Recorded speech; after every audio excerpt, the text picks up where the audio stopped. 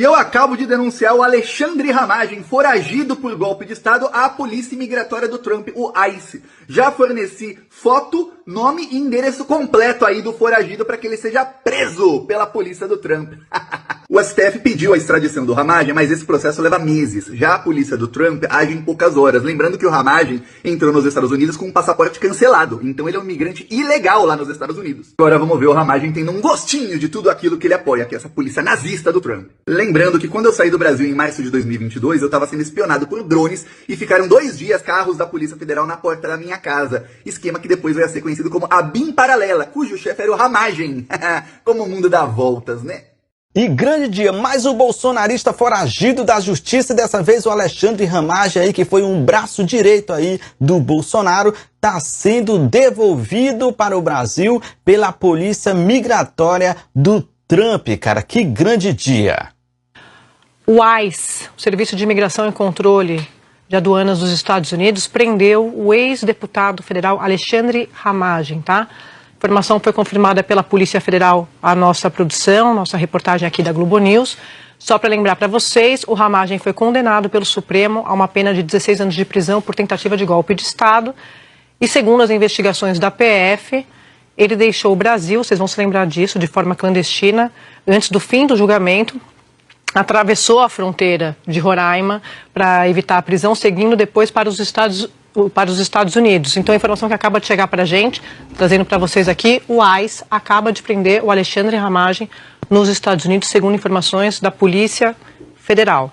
Que situação, cara. Fez cacaca. Em vez de ter ficado no Brasil, arcado com as consequências, poderia ter uma prisão domiciliar em breve aí, agora nem isso vai ter. Não, decidiu fugir de forma clandestina para os Estados Unidos, foi detido, vai ser mandado para o Brasil, assim como aquele outro tal do Extra, né, que foi noticiado aí, em todos os sites de notícia noticiaram aí que ele também foi preso, ele saiu, era um empresário aqui bem sucedido, né, e estragou sua vida por causa do Bolsonaro, foi para os Estados Unidos, virou mendigo lá, né, estava em situação de rua nos Estados Unidos, também foi preso pelo ICE. Olha só, isso que eu não entendo, cara. Se Deus me livre, Deus me livre estragar minha vida por causa de político assim. Eu não me vejo querendo dar golpe de Estado, entrando na frente ali, pedindo golpe de Estado em quartel. Mas se por acaso acontecesse isso comigo, cara, eu estaria com muita raiva dos políticos, no caso o Bolsonaro. Ele não, o tal do Extra, ele, 5 dias antes de ser preso, ele foi para as redes sociais defender o Eduardo Bolsonaro, cara. Ele foi para as redes sociais defender o Eduardo Bolsonaro, que não tá nem aí para ele, cara. Eu me pergunto o que tem na cabeça desses bolsonaristas que estragam suas vidas por essa família. Não dá para entender. Não dá. Tá aí, ó. Mais um foi detido pela Polícia Migratória do Donald Trump e agora vai voltar para o Brasil e, como é foragido, vai direto para a cadeia. E eu acho muito difícil ele conseguir uma prisão domiciliar, assim como o Bolsonaro conseguiu, né? Bolsonaro tá de boa lá na casa dele, em prisão domiciliar, enquanto eles estão aí se lascando. Chapéu de prego é marreta. Dê a sua opinião nos comentários aí. Se gostou do vídeo, curta, compartilhe e siga o canal se ainda não for seguidor. Muito obrigado pelo apoio de vocês. O nível de agressividade de Netanyahu, de Israel, é tão grande que o alvo agora é o Papa.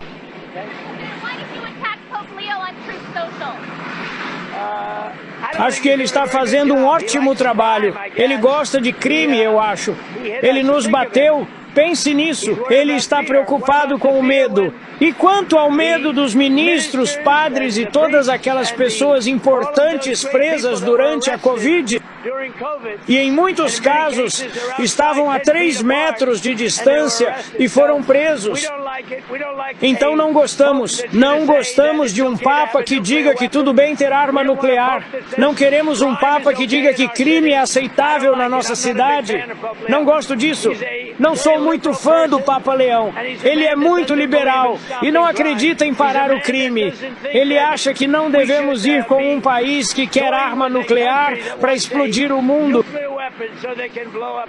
Eu não sou fã do Papa Leão. O Papa que criticou a guerra, a morte de mulheres, civis, crianças, virou alvo. E Trump que age como um puppet de Israel, um bonequinho de Israel, está fazendo o Papa agora um inimigo. Será que a trupe que defende a PL da Tabata agora vai falar que o Papa está sendo antissemita também? Galera, quem diria? Tudo que a direita apoia, olha só, Donald Trump ataca o Papa Leão, só que agorinha o Papa acaba de responder Donald Trump.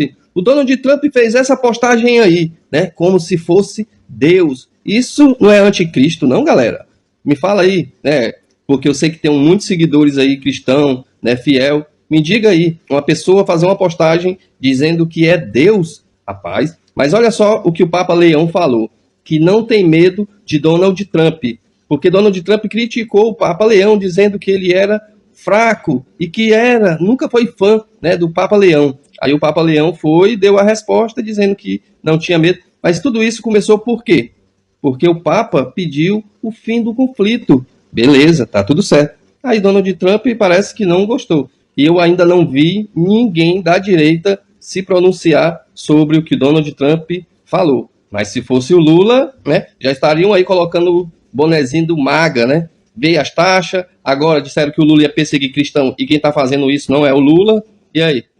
A crise é grave. É uma crise iniciada por Trump, que resolveu ser o dono do mundo, e você ainda quer presenteá-lo com os minerais críticos brasileiros. Metade da população adulta no Brasil tá com o nome sujo na praça. Pode ficar tranquilo que o Lula já preparou um novo programa para acabar com o endividamento das famílias brasileiras. Mas dessa vez eu quero ver você votando a favor, hein? Você sempre vota contra. Ao contrário do seu pai, o Lula não trabalha a favor do vírus. O problema surge, ele resolve. Isso representa comer menos. Significa panela vazia.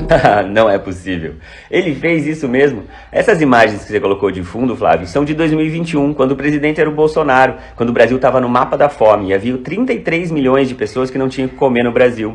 Mas você sabe quando o Brasil saiu novamente do mapa da fome? Em junho do ano passado, com o governo Lula. Ou seja, vocês fazem a besteira, vocês estragam o Brasil e o Lula resolve. Como o governo do PT gasta mais do que arrecada e aumenta impostos para arrecadar ainda mais às custas do suor do trabalhador brasileiro. Ô Flávio, se você tem tanta preocupação com diminuir os impostos no Brasil, por que você votou contra a reforma tributária que zerou os impostos dos alimentos da cesta básica? Justamente aqueles que beneficiam os mais pobres. Agora, se fosse pra zerar impostos de jet ski, veleiro, lancha, aí esse vocês querem acabar, né? Agora, impostos para beneficiar os pobres, esse não. A taxa de juros no Brasil é uma das maiores no mundo. E é ela que serve de referência para calcular os juros da sua dívida. Ou seja, os juros no Brasil estão altos por causa do governo Lula e a sua dívida aumenta por causa dele. A taxa de juros não é definida pelo governo Lula, e sim pelo Banco Central, que infelizmente tem autonomia para fazer o que quer. Essa autonomia, aliás, que a esquerda sempre combateu e a direita foi a favor. Então não adianta, Flávio Rachadinha, vir querer culpar o governo Lula. Ninguém mais cai nesse teu papinho furado. Se hoje o mundo está em crise, a culpa é do Trump. Se o Banco Central tem autonomia, é culpa da direita. Até as imagens que você mostra no seu vídeo para falar da fome não são do governo Lula. O Flávio Bolsonaro fez um vídeo aí dizendo que tem mais de 20 milhões de pessoas passando fome, isso mesmo, e que ele vai resgatar o Brasil. Aí colocou como exemplo no vídeo dele essa imagem que rodou o mundo no ano de 2021, quando o pai dele era presidente. Só que ele se esqueceu de que o pai dele era o presidente da época e que esse carro era o carro do lixo, que o pessoal estava catando lixo para comer na gestão do pai dele. Será que ele fez uma representação que vai trazer esse carro do lixo de volta para o povo? Porque no momento que a gente estamos vivendo, até agora não apareceu uma imagem desta data da gestão do presidente Lula, que as pessoas estivessem na fila do osso ou que estivessem no carro do lixo. Será que ele está querendo mostrar para vocês de que vai trazer esse carro de volta e que vai trazer o povo catando lixo de novo? Porque ele disse que vai resgatar o Brasil das mãos sujas do PT. Que mão suja do PT? Quem foi que colocou o pessoal na fila do osso? Quem foi que colocou o pessoal para catar lixo no carro do lixo? E quem foi que matou 750 mil pessoas de Covid por negacionar a vacina? Não foi o presidente Lula. E aí, se você pegar essa imagem que está aí na telinha e for no Google fazer uma pesquisa e der um zoom, você vai saber que a data é de 2021, exatamente na gestão do pai dele. Será que é isso que ele vai trazer para o povo de novo? Tem alguém com saudade aí do carro do lixo? Tem alguém com saudade aí da fila do osso? Tem alguém com saudade aí da Covid e por falta de vacina e por falta de oxigênio, como aconteceu lá em Manaus? Se tiver alguém aí com saudade disso, comenta no vídeo. Se não tiver, coloca aí. Jamais queremos a extrema-direita de volta no poder. Direita, nunca mais. Comenta nesse vídeo aí. Vem junto comigo para mais informações. Aperta no coraçãozinho para ficar vermelho. Aperta no maisinho para me seguir. Para que a gente continue o nosso trabalho da melhor forma. E vamos mostrar para a extrema-direita que o povo quer e o povo pode. E em outubro é Lula de novo. E faz o L. Mostrando os vídeos aí dos presos do 8 de janeiro. Quanto eles sofreram! Nossa, esse vídeo é bom pra gente, né? Que é pros outros ver o que os outros passaram. Tem uns que eu não acredito, não. E não querer fazer de novo, né? Mas pergunta esses aí, se eles sofreram tudo isso, se eles não iriam de novo, né? Pergunta. Aí onde é que tava Flávio Bolsonaro, Dona Michele, a irmã Michele, na hora que esse povo tava sofrendo aí, passando por tudo isso? Onde é que eles estavam? Eles não mandaram o advogado ver vocês, não? Eles não procuraram saber como vocês estavam, não? Procuraram não, né? Deram, olha, um cantinho de carroceria em vocês, disseram que vocês eram infiltrados, né? Bolsonaro disse que vocês eram malucos. E vocês lá sofrendo pra quando sair, ir lá bajular ele de novo, né? Após eu quero aqui se lasque. De higiene que me entregaram, tava todo cheio de urina e eu não conseguia me cobrir com ele à noite porque ele tava todo molhado e eu achei que era alguma goteira. Eu lembro de pressionar assim e aí eu percebi que era urina. E foi um momento muito difícil porque eu não tinha contato nenhum com a minha família. Os agentes penitenciários, alguns eram cordiais e outros faziam questão de humilhar um pouco mais.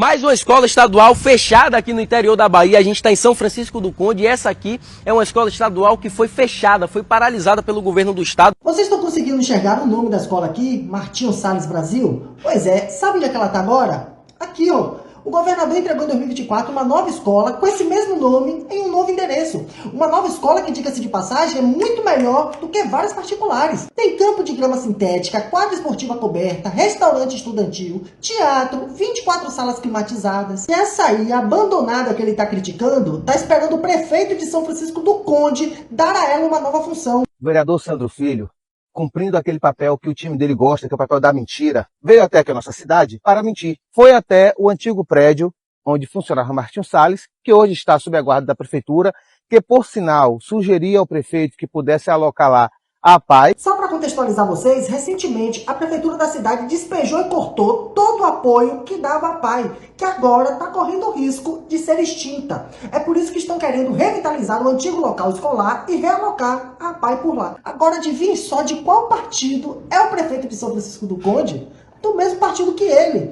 Esse vagabundo aqui, gente, não tá preocupado com escola abandonada, não. Até porque se ele tivesse, ele tava cobrando, era o prefeito da cidade que o elegeu, que abandonou a escola de Curralinho, abandonou a escola Raimundo Lemos. O que não falta em Salvador são escolas abandonadas para ele denunciar. Os professores estavam aí, ó, até a semana passada, protestando contra o prefeito de Salvador por não ter cumprido um acordo onde um dos pedidos era climatizar todas as salas de aula das escolas municipais. E por que ele não se incomodou com isso? Porque o que ele quer é voto, gente. Ele não está preocupado com melhoria. E ele sabe que para ganhar voto do eleitor de direita, qualquer discursinho antipetista, mesmo que sem fundamento nenhum, funciona. Pessoal, o dólar acaba de cair para R$5. Isso aqui é o menor valor dos últimos 2 anos. Que doideira. Até alguns meses atrás, eu lembro de ver na TV, da minha sala, o dólar a R$6.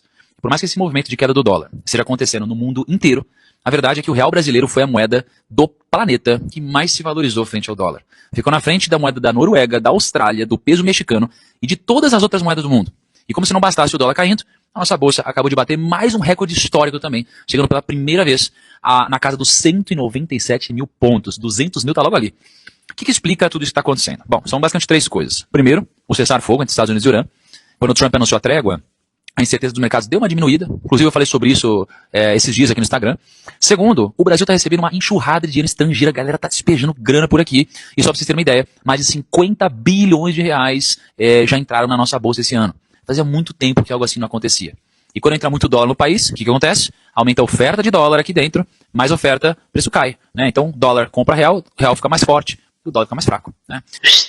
Isso aí chama-se Ragato, meu bem. Sim, candidato a governador do estado de São Paulo, que eu espero agora, com fé em Cher, que esse povo paulistano, essa bovinada, que se cair de 4 sai mugindo e nunca mais levanta, saiba votar dessa vez, né? Porque tá vendo a destruição que tá com o miliciano que colocaram aqui em São Paulo, que transportaram da puta que pariu lá do Rio de Janeiro para destruir qualquer coisa exclusiva.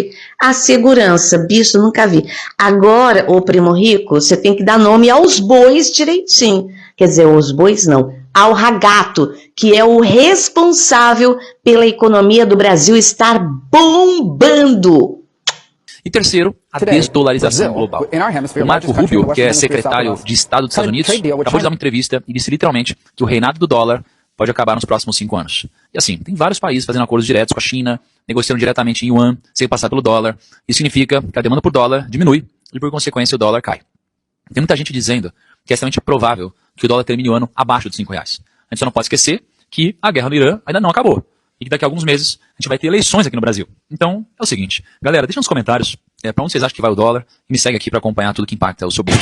Aí nós vamos ter que concordar, né, primo rico? Porque, afinal de contas, quem desdolarizou o planeta Terra chama-se Luiz Inácio Lula da Silva. E sabe por causa de quê? Por causa dos BRICS, né? Fez acordo com a China Inbox está de love com o Brasil, abriu os mercados tudinho internacional por meio da China, da Rússia e Companhia Limitada da África, né?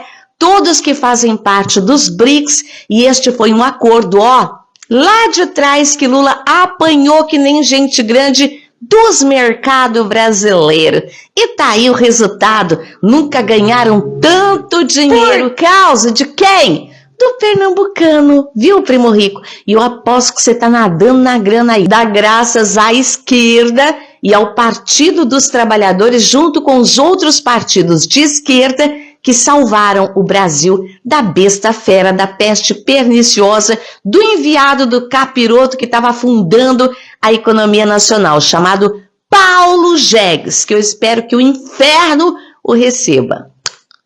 Papê. O nosso projeto, ele aportou na CCJ, na Comissão de Constituição e Justiça, ainda em 2023. Foi o primeiro projeto que nós protocolamos aqui. Infelizmente, o primeiro relator declinou.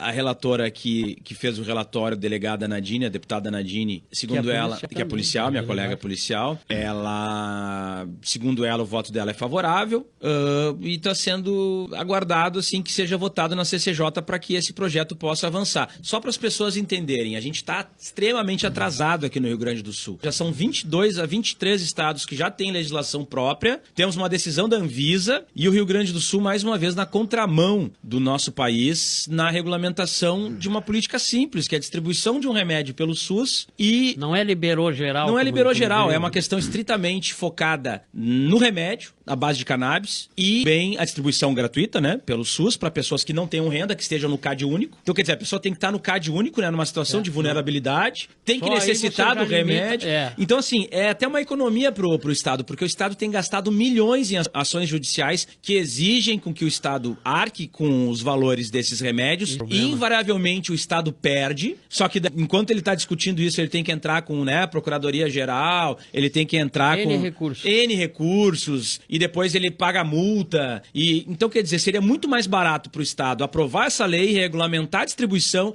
o próprio Estado, a partir de um regramento que exige lá, que tenha a receita médica, que a pessoa esteja no CAD único, que tenha alguma das síndromes que realmente são aproveitadas, digamos, né, que a cannabis terapêutica tem um efeito realmente terapêutico, e aí se fechou, entrega, e não é uma quantidade absurda, né, de pessoas que fazem uso ou que tenham condições, não tenham condições de comprar e tenham determinadas síndromes ou doenças. É um número relativamente razoável da gente aprovar uma lei nesse sentido que não traria um prejuízo econômico para o Estado, e a gente tem que também debater que, para mim, talvez a principal fonte da não aprovação ou desse projeto não ser colocado em pauta é o preconceito mesmo, né, né, de alguns parlamentares e pressões sociais, como se isso fosse legalizar maconha, como se as pessoas fossem fumar maconha na rua, e daí vai fumar maconha, fica viciado e acaba a família, e coisas do gênero, e não é nada disso que nós estamos tratando aqui.